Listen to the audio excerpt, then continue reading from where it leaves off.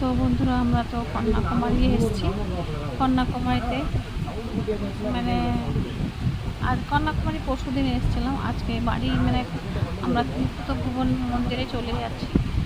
তো তিরুপতি ভুবন মন্দিরে গিয়ে সেখানটা কী আছে না আছে সব কিছু তোমাদের সাথে শেয়ার করব।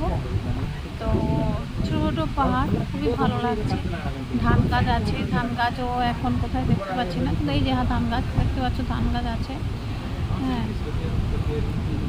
জুম করলেই দেখতে পাবে একটু ধান গাছ। এই যে ধান গাছ দেখতে পাচ্ছ, কি সুন্দর সুন্দর পাহাড়, ছোটো ছোটো, ভালোই লাগছে। পাহাড় জায়গাটা দেখলেই মনে হয় পাহাড়ে কোথাও ঘুরতে যাই। তো যাই হোক, পাহাড়েও অনেক জায়গায় ঘুরেছি, সেগুলো সব রয়েছে, তোমাদেরকে তো দেখিয়েছি পাহাড়ের সিনসিনারিগুলো। দার্জিলিং গেছিলাম, সেই সমস্ত সব কিছু ছেড়েছি, তোমরা দেখেছো, অনেকেই দেখেছে। যাই হোক, তো দেখো কত নারকেল গাছ, হাজার হাজার নারকেল গাছ, এখানে প্রচণ্ড নারকেল গাছ। আর ধান চাষও আছে।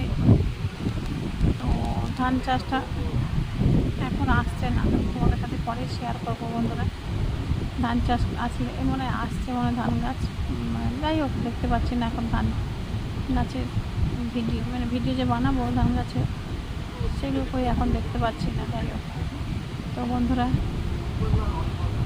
কন্যাকুমারীতে যে ঘুরলাম, খুবই ভালো লাগলো, অসাধারণ। একটা দেখবে কাচের ব্রিজ আছে, আগে ছিল না, কাচের ব্রিজ আছে।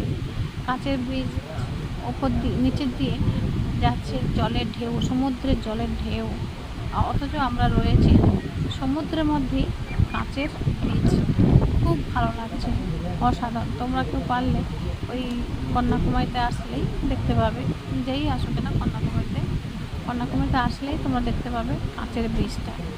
তো ওই কাঁচের ব্রিজ দিয়ে ওপর দিয়ে আমরা হেঁটেছি আর ভিডিও করেছি। কাঁচের ব্রিজটা সমুদ্রের ওপর দিয়েই আছে, বানানো হয়েছে। এক সেতু থেকে আর এক সেতুতে যাওয়ার জন্য কাঁচের ব্রিজটা বানানো হয়েছে। তো খুবই ভালো লাগছে বন্ধুরা, তোমরা কন্যাকুমারীতে আসলে ওই কাঁচের ব্রিজটা দেখবে, সবাই দেখতেই পারবে। কন্যাকুমারীতে আসলে সবাই দেখতেই পারবে। তো যাই হোক, কত গাছগাছালি দেখো, সবুজে সবুজ গাছগাছালি, হেভি লাগছে। ছোটো ছোটো পাহাড়, গাছগাছালি, খুব ভালো লাগছে বন্ধুরা। তো তোমাদের কেমন লাগছে তোমরা একটু আমাকে শেয়ার করে কমেন্ট করে জানাবে। তো ঠিক আছে, রাখছি। শুভ সকাল, ভালো থেকো, সুস্থ থেকো, প্রার্থনা করি ভগবানের কাছে।